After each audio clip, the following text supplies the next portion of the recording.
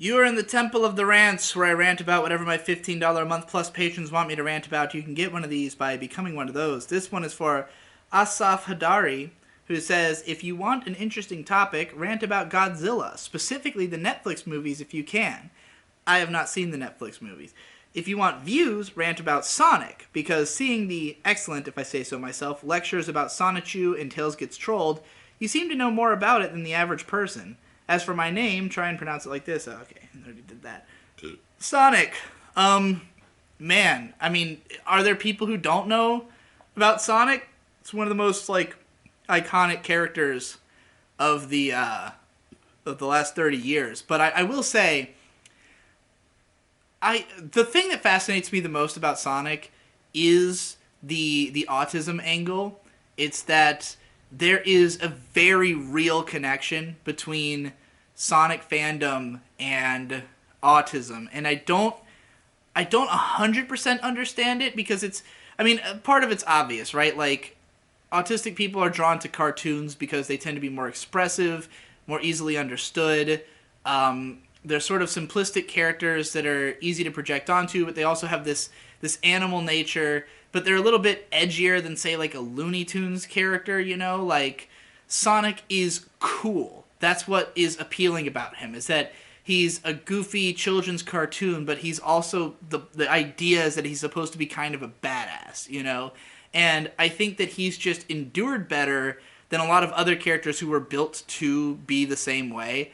A lot of those, like, those radical '90s characters, they died off, whereas Sonic has continued to have relevant media to multiple generations. So, like, I didn't grow up with a Sega Genesis or the original Sonic games. I grew up with Sonic Adventure 2, Battle in particular on the GameCube.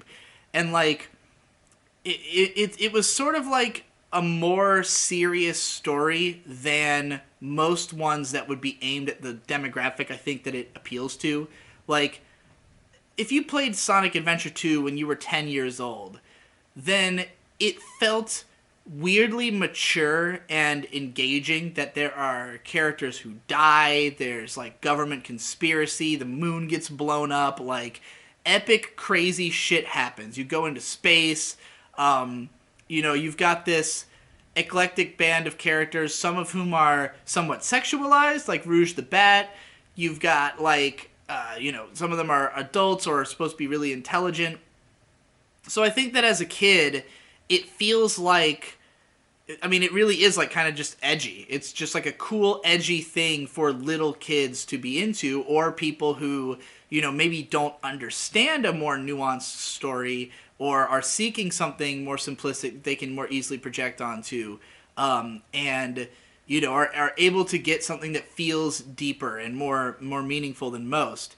And then there's also the theme of speed, and I think that very much for the generations that grew up with, like, video games and the internet, we have this desire to go faster. It's like, I think speed is something that resonates a lot with people my age, as like something to seek after. I also think of Kirito a lot in Sword Art Online, and his Kirito and the kid from Excel World, who both have this obsession with going faster. Like, whenever they're fighting, they're like, I need to go faster. I need to be as fast as possible. And, like, it's because we live in a fast-paced world where there's always more to do than there was before. There's just so much going on with technology and with trying to consume as much as possible, and just having access to more and more information, and feeling this need to run through it faster and faster so you can pack more of it into your brain.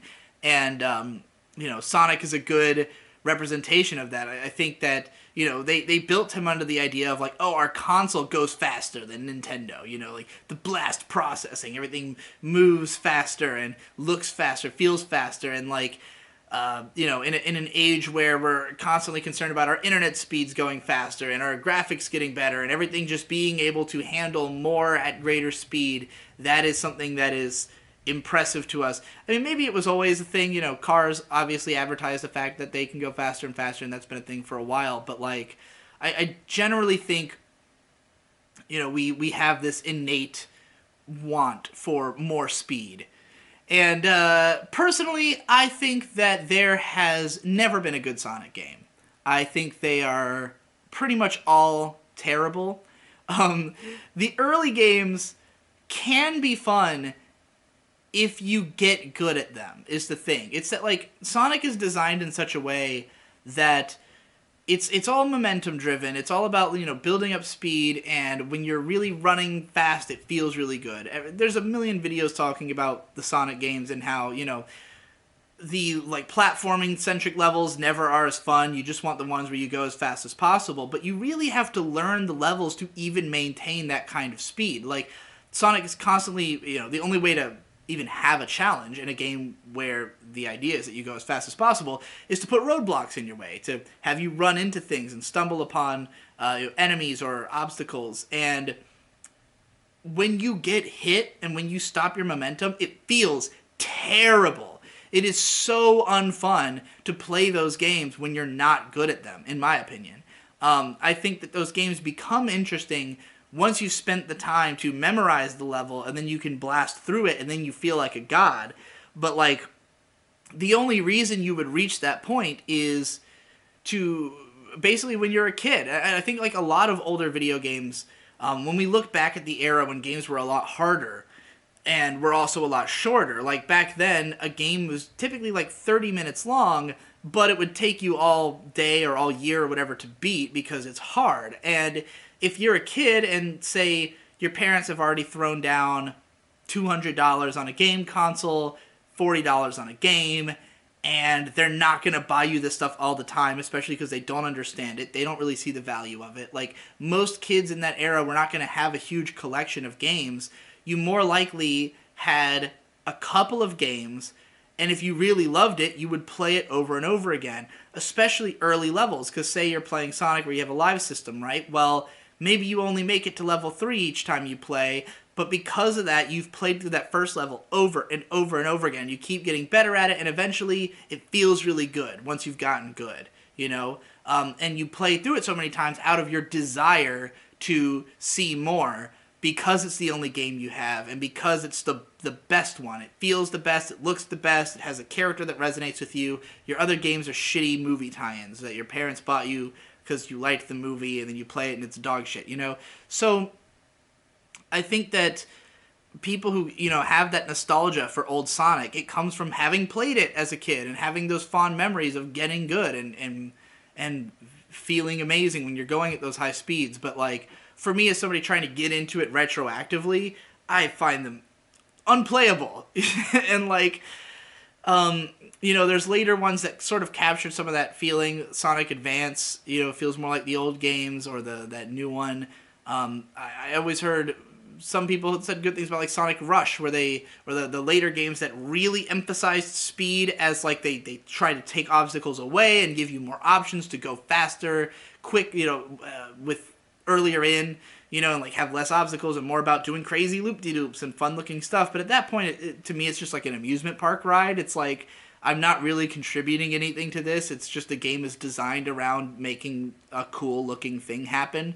And even at, like, their best, that's all Sonic Adventure is, like, you do a huge, crazy loop, and there's a whale jumping through the loop, and you're like, wow, that looks cool, but, like, mechanically you're holding forward, And if you deviate from holding forward, you break it, and you fucking fly off into the distance. And it's like, I don't particularly think there's anything fun or interesting about just seeing that spectacle. It doesn't feel like I'm doing it, I'd rather get the spectacle of something even better crafted for specifically spectacle purposes.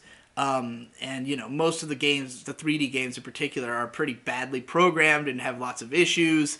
Like, I don't think there's ever been a Sonic game that I would consider returning to at this point in my life, except for maybe to go to the Chow Garden in Sonic Adventure 2, which, was a huge part of my childhood.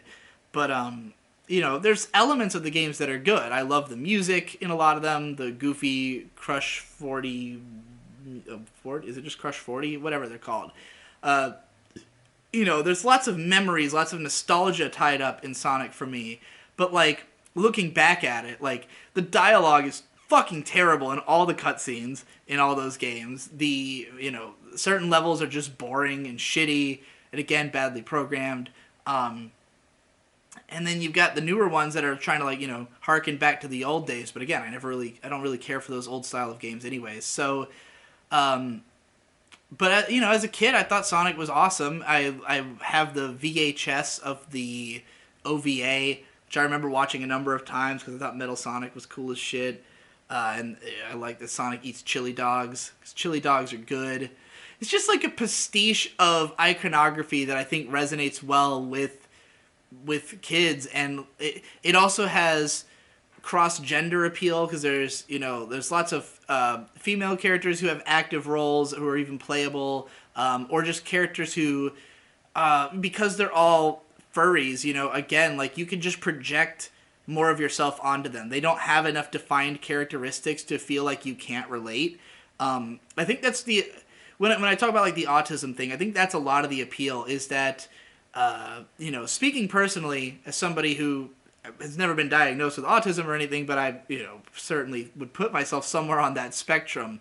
I always liked characters that were exactly like me. I couldn't relate to characters who were maybe older or more normal. I was a kid who wore big, thick glasses and had long hair. So, like, characters that I liked were, like, glasses-wearing nerds or long-haired pretty boys who looked like girls, like Haku from Naruto, who looked like me at 12, So when I think about Sonic, you don't have to believe that he is any of those things. You don't have to believe that Sonic is a jock, or that he's a normal guy, or whatever. He appeals to anybody who decides that they think going fast and eating chili dogs is cool, which I think is most people. So I think that's a big part of the appeal as well.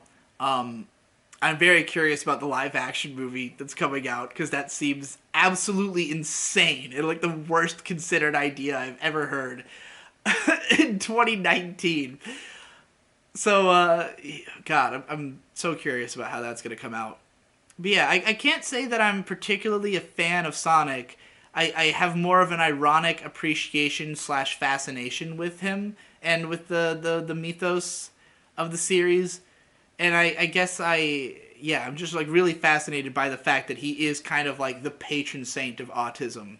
Let me know what you think about that, because this is something a lot of people have observed, not just me. This isn't just the usual Digibro thinks everything's autistic. It's like a lot of people have made this connection, and particularly with stuff like Sonichu and Tails Gets Trolled, it really emphasizes that weird connection there. So yeah.